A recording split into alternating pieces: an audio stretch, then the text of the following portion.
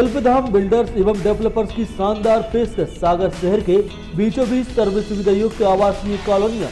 Flat booking और site visit के लिए संपर्क करें अंकुर चौरसिया, पुरुषोत्तम चौरसिया। सागर नगर निगम में पसरे ठेका माफिया के बारे में त्राहिमाम मीडिया लगातार ही आपको रूबरू कराता रहा है।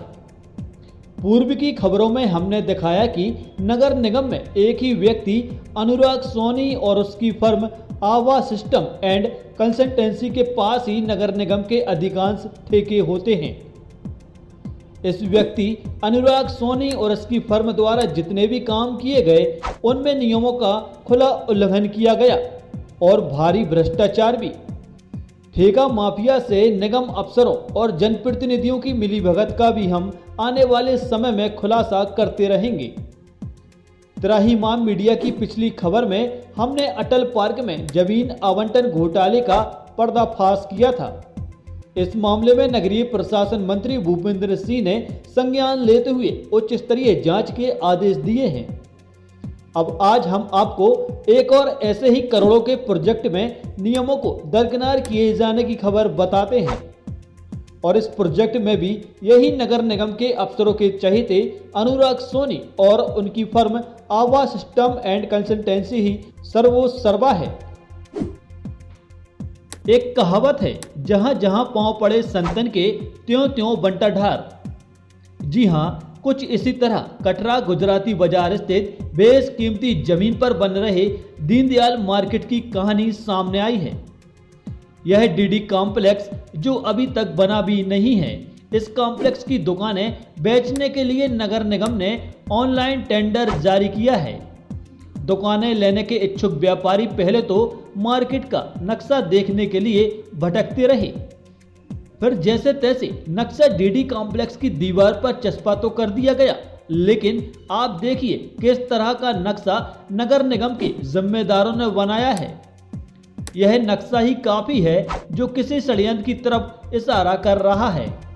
कोई शॉपिंग मॉल या मार्केट जब बनता है तो विधि अनुसार कैसा रंगीन नक्शा बनाया जाता है, यह पैसा तो नहीं है। खैर, अब आगे की कहानी यह है जो व्यापारी ने बताई कि निविदा में दुकान मिलने के 120 दिन बाद दुकान की पूरी कीमत जमा करना होगी, लेकिन शर्तों में यह उल्लेख नहीं है कि दुकानों का निर्माण पूरा कब होगा और कब्जा कब दिया जाएगा।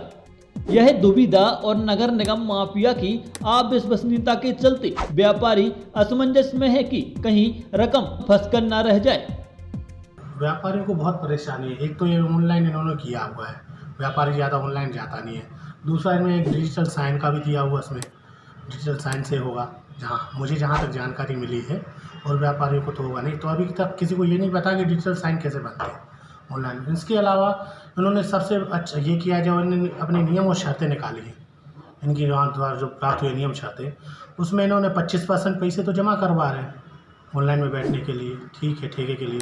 उसके बाद इन्होंने 4 महीने में पूरा पेमेंट मांगा है 120 दिन में, लेकिन उसमें कहीं भी इन्होंने शो नहीं किया कि कब्जा कर देंगे।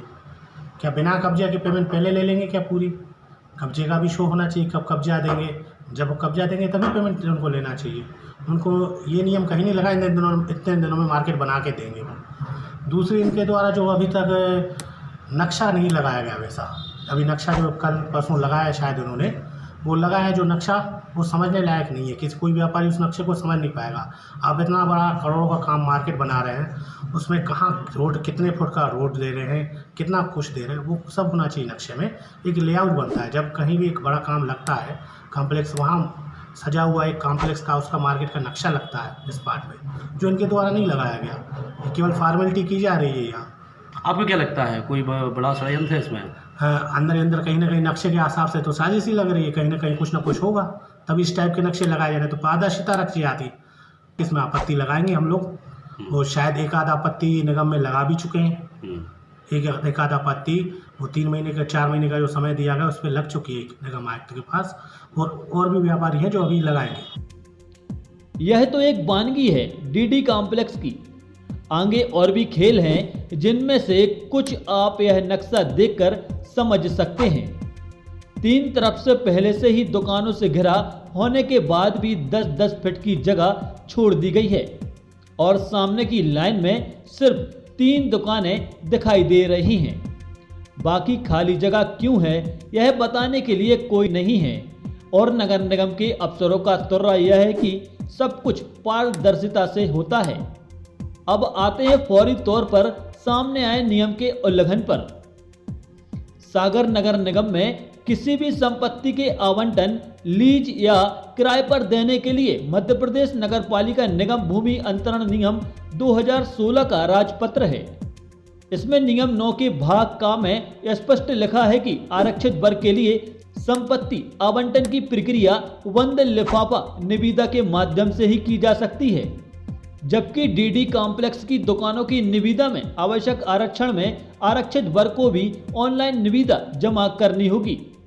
आरक्षित वर्ग को ऑनलाइन प्रक्रिया से इतर लिफाफा पद्धति से निविदा जमा करने की छूट शासन ने दी है और इस बात की शिकायत बागराज वार्ड निवासी भगवान दास कोरी ने नगर निगम में दर्ज कराई है। इस शिकायत से यह समझा जा सकता है कि नगर निगम के जिम्मेदारों को सरकार के किसी नियम कानून की परवाह कहां है।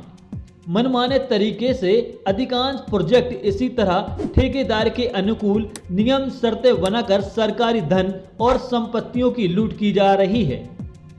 सागर नगर निगम में पसरे ठेका माफिया के खुलासे त्राहिमाम मीडिया पर आगे भी जारी रहेंगे, क्योंकि निगम अफसरों, जनप्रतिनिधियों और माफिया ठेकेदार की मिलीभगत से शासन की योजनाओं की आड़ में हो रहे भ्रष्टाचार और सरकारी संपत्तियों जितनी बड़ी लूट हो रही है, यह सब एक खबर में बताना संभव नहीं है। अटल पार्क में हुए भ्रष्टाचार के और भी मामलों सहित डीडी कॉम्प्लेक्स और अन्य प्रोजेक्ट में हो रहे भ्रष्टाचार के खेल को देखने के लिए जुड़े रहिए त्राहिमाम मीडिया के साथ। Bureau report, Trahimam media.